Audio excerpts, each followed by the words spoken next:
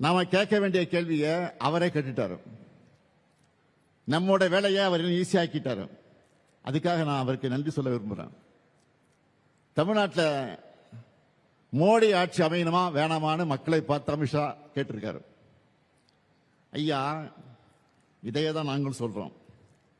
2026 தேர்தலின் போது தமிழ்நாட்டை நாங்கள் ஆளணுமா இல்ல எங்கேயோ டெல்லியிலிருந்து நமக்கு சம்பந்தம் இல்லாதவங்க ஆளணுமா முடிவு செய்ததுதான் தேர்தல்.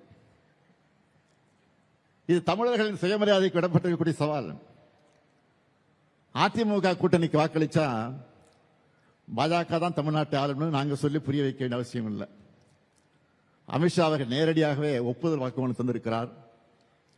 நீட்டை விடாப்பிடியாக திணிக்கிற, தமிழ்நாட்டுக்கான கல்வி நிதியை விடுவிக்காம தேசிய கல்விக் கொள்கையை திணிக்கிற, தொகுதி மறுவரை என்கிற பேரில் தமிழ்நாட்டின் ஜனநாயக வலிமையை குறைக்கிற, வடமாநிலங்களை தமிழர்களை கொச்சைப்படுத்துகிற பிஜேபி ஆட்சி அமையதான் எதிர்க்கட்சித் தலைவர் பழனிசாமி பாடுபடுகிறார்.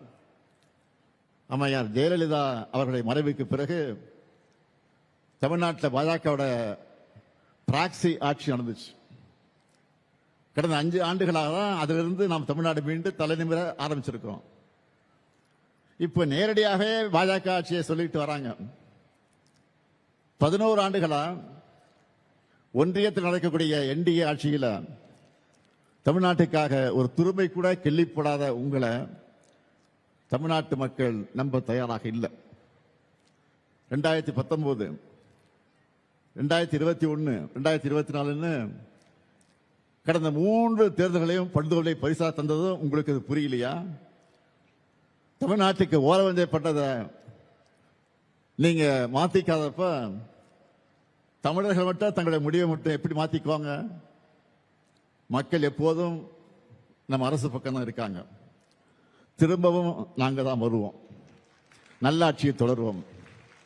எதிலும் நம்பர் 1, எல்லா துறையிலும் ஏற்றவன்னு இதுவரை காணாத வளர்ச்சியை நோக்கி தமிழ்நாட்டை கொண்டு செல்வோம். திராவிட மாடல் 2.0 இன்னும் பெரிய சாதனைகளை படைப்போம் என்று கூறி உங்கள் அனைவருக்கும் மீண்டும் ஒரு முறை வணக்கத்தை தெரிவித்து விடைபெறுகிறேன். நன்றி, வணக்கம்.